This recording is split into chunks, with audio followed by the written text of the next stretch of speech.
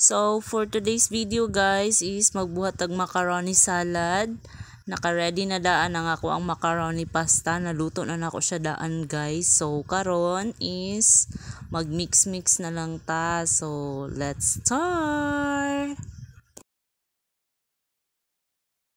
Karon, so since naka-ready naman daan akong ingredients, ibutang na nako karon ang fruit cocktail. Atong first ibutang is ang fruit cocktail.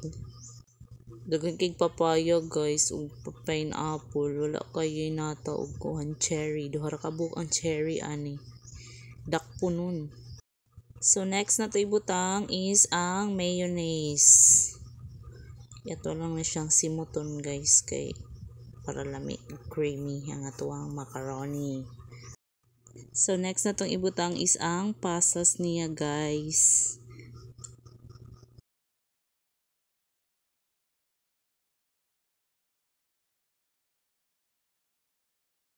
Then, isunod na po nato ang atoang cream densada.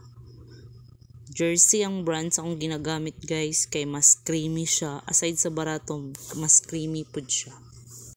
I highly recommend. Bahalag di sponsored.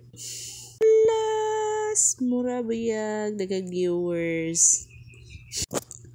Duha ka kanya cream densada ang akong gigamit ani guys ha kay para mas creamy siya. Ayan. Then, i-mix na nato siya guys para makuha na to kung tama ra ba iyang gatas or kailangan ba siya dungagan. So, i-mix-mix lang nato ni siya. Hantod sa makuha niya makoat tanan. Mix, mix, mix. So, kay gikulangan man ko sa mayonnaise guys. Ako siyang gidungagan para mas creamy ang lasa sa tuang macaroni salad. Then karon mag-add na ta og cheese guys. Ako na siyang kudkuran og Eden cheese kay para mas creamy. Ug lami ang atuang macaroni salad basta daghan og cheese. Dagdag lasa jud ni siya guys. Morning ayaw dyan kalimti basta mag-macaroni salad mo.